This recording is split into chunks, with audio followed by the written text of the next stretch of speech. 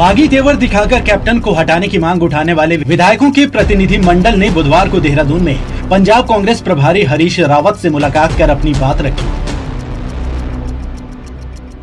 इस मुलाकात के बाद हरीश रावत ने कहा कि मंत्री विधायकों ने अपनी चिंता मुझे बताई है। इनकी शिकायत प्रशासन के कामकाज को लेकर है। ये पार्टी की जीत की संभावना को लेकर चिंतित है। पहले भी कुछ शिकायतें आई थी, संबंधित व्यक्ति से और लोगों से मैंने बात की थी और मैं चाहता हूं कि इस बिंदु से सारे मामले, यदि किसी से कोई नाराजगी है तो नाराजगी कांग्रेस के रास्ते में नहीं आनी चाहिए। कांग्रेस के रास्ते में नहीं आनी चाहिए। कांग्रेस के लिए बहुत आवश्यक है कि वो मिल करके चुनाव लड़े। रावत ने कहा कि 1-2 दिन में दिल्ली जाऊंगा, सीनियर लीडरशिप के सामने बात रखूंगा। पार्टी में बगावत पर रावत ने कहा कि घर में कोई नाराज हो जाए तो घर टूटा नहीं करते। पार्टी प्रधान नवजोत सिंह सिद्धू के सलाहकारों की बेलगाम बयानबाजी पर रावत ने सख्त संदेश दिया। उन्होंने कहा कि सिद्धू के सलाहकारों से कांग्रेस का कोई लेना देना नहीं। सिद्धू को बोल दिया है वो अपने सलाहकारों को नियंत्रण में रखे। कल सिद्धू जी से अलग से मिले हैं, लेकिन सिद्धू जी इसमें हैं ऐसा किसी ने नहीं कहा है। देखो, गलत नहीं कहना चाहिए। हाँ, थोड़े परिवर्तन, क्योंकि सिद्धू एक अलग परिवेश से आए हैं और हमने कई बातों को देख करके उनको पंजाब में कांग्रेस का दायित्व सौंपा है, अध्यक्ष पद का, क्योंकि हमको आगे के लिए भी देखना था, तो आगे की तरफ देख करके सौंपा है। और इसका अर्थ ये नहीं है कि पूरी कांग्रेस उनको सौंप दी है। अमरेंद्र सिंह जी हैं।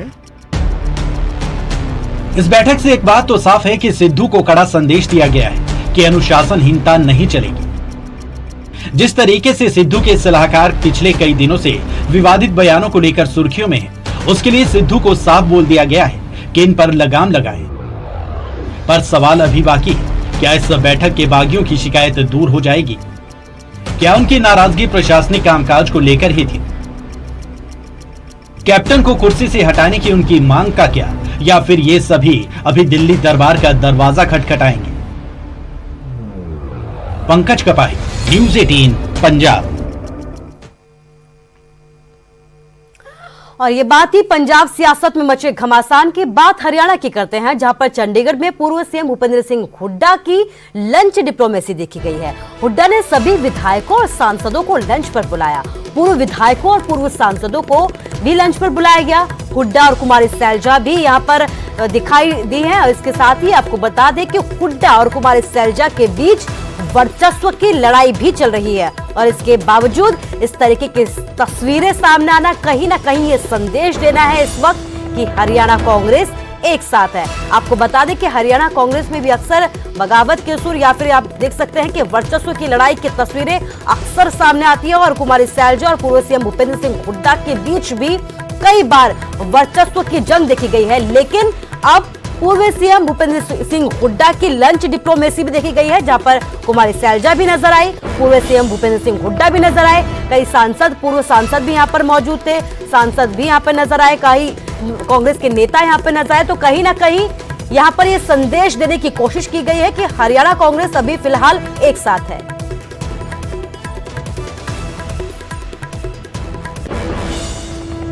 और अब खबर हिमाचल से है। हिमाचल में वैक्सीनेशन को लेकर सीएम जयराम ठाकुर ने बड़ा बयान दिया है। उन्होंने ये कहा है कि प्रदेश में अब तक 96% लोगों को कोरोना की वैक्सीन की डोज लगा दी गई है। 31 अगस्त तक 100% लोगों को वैक्सीन लगाने का लक्ष्य रखा गया है। इसके साथ ही उन्होंने ये कहा है कि 100% लोगों का टीकाकरण करने वाला हिमाचल देश का पहला राज्य होगा। 5 जिलों में 100% लोगों को वैक्सीन की पहली डोज लगा दी गई है। मुझे इस बात की खुशी है कि हिमाचल प्रदेश पूरे देश भर में कोविड वैक्सीन के मामले में बहुत बेहतर कर रहा है और हम पूरे देश भर में आज की तारीख में पहले स्थान पर हैं। 96% हमारा फर्स्ट डोज का कवरेज कंप्लीट हो चुका है और यहाँ तक के 5 जिले में भी जो फर्स्ट डोज का दौर हमारा कंप्लीट हो चुका है। हमारा प्रयास है कि हम 31 तारीख या 1 तारीख तक 100% फर्स्ट डोज तक।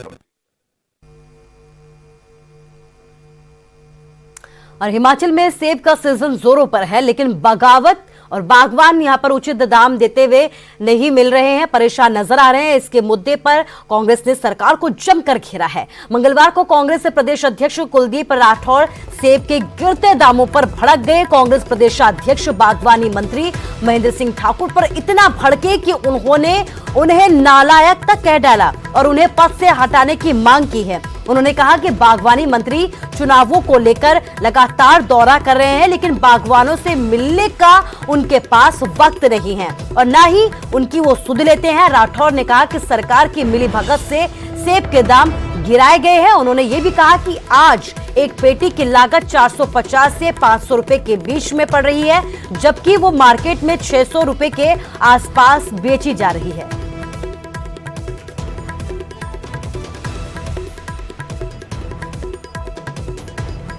मौसमी बर्फबारी से कई क्षेत्रों में सेब के बगीचे नष्ट हुए। मैंने स्वयं उन क्षेत्रों का दौरा किया। मैंने ये पाया कि लोगों की बरसों की मेहनत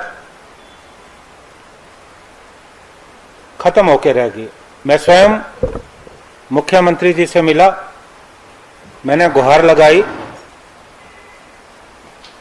क्योंकि मुख्यमंत्री के क्षेत्र में भी सेब पैदा होता है। हमने उनसे कहा कि आप राजस्व अधिकारियों को मौके पे भेजें, नुकसान का जायजा लें और नुकसान की कुछ न कुछ भरपाई होनी चाहिए। हम भी सारी परिस्थिति पर नजर रखे हुए हैं कि सेब के दाम में एकाएक गिरावट आई है और काफी गिरावट आई है और सभी बागबान भी उससे चिंतित हैं और ये स्थिति आनी नहीं चाहिए थी। वैसे कुल मिलाकर के जो भी स्थिति आई है, अभी हमने एक ही बात कही है कि बागबान जो मार्केट के लिए एप्पल भेज रहे हैं तो इसको थोड़ा इस प्रोसेस को थोड़ा अगर स्लो डाउन करें, थोड़ा सा स्लो करें और मार्केट, मुझे उम्मीद है कि आने वाले समय में थोड़ा इंप्रूव होने की गुंजाइश ऐसी लगती है, ऐसी संभावना है। और उसके साथ साथ में जो हमारी जो स्टोरेज की जो कैपेसिटी है, जहाँ पर जितने भी जो हमारे कोल्ड स्टोर है प्राइवेट सेक्टर में, उनसे हमने इस बात के लिए आग्रह करने का निश्चय किया है कि वो जो है वो ठीक दाम पर जो है सेब इस वक्त वहाँ पर ले सके, ताकि बागबानों को। इसके साथ ही एक और खबर, कांगड़ा नेशनल हाईवे 88 पर दर्दनाक सड़क हादसा हो गया। गाड़ी और स्कूटी की यहां पर जबरदस्त टक्कर हुई है। हादसे में 3 लोग गंभीर रूप से घायल हो गए हैं, जिन्हें अस्पताल में भर्ती करवाया गया। इलाज लगातार जारी है। सीसीटीवी में वारदात की पूरी तस्वीरें कैद हो गई। दिल दहला देने वाली ये तस्वीरें हैं। तो घायलों का इलाज लगातार जारी है। तस्वीरें सामने आई है, सीसीटीवी की ये तस्वीरें हैं, जहां पर आप देख सकते हैं कि गाड़ी ने स्कूटी सवार को जबरदस्त टक्कर मार दी। दोनों के बीच जबरदस्त भिड़ंत हुई है, जिसके बाद इन घायल को अस्पताल में भर्ती करवाया गया है। 3 लोग गंभीर रूप से घायल बताए जा रहे हैं। तो जबरदस्त सड़क हादसा हुआ है। नेशनल हाईवे 88 पर यह हादसा हुआ है, जहां पर एक गाड़ी और स्कूटी की जोरदार टक्कर हो गई।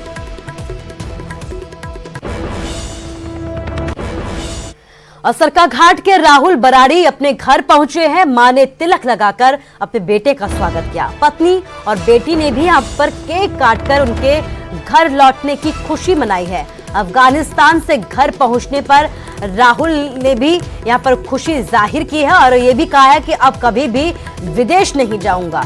राहुल बराड़ी ने बताया कि तालिबानियों ने उन्हें एयरपोर्ट तक पहुंचाया था, वहां से उन्हें फ्लाइट मिली और 3 देशों से होते हुए वो अपने घर तक पहुंचे हैं। उन्होंने कहा कि अफगानिस्तान के हालात इस वक्त बेहद डरावने हैं। घर लौटकर उनका स्वागत किया गया। उन्होंने खुशी जाहिर की है, लेकिन इसके साथ ही खौफ के उस मंजर को भी बयां किया है जो उन्होंने वहां पर महसूस किया।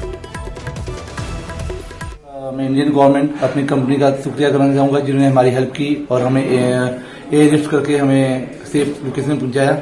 उन सबका धन्यवाद। जितने मेरे फ्रेंड्स फेसबुक पे जो भी हैं, friends, relatives and Indian government and मेरी कंपनी जिन्होंने मेरा को हेल्प किया और सपोर्ट करके सबको निकाला, पूरे इंडियंस को, उन सबका धन्यवाद तहे दिल से।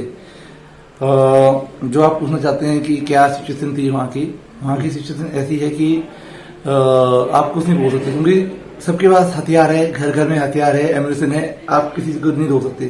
पहले अफगान गवर्नमेंट थी, वो कंट्रोल था, अब तालिबानी आ गए हैं। अब देखते हैं कि सिचुएशन कितनी खराब हो रही है आगे। सबको पता है, सारी मीडिया में पता है कि सिचुएशन पर सेकंड पर मिनट खराब हो रही है।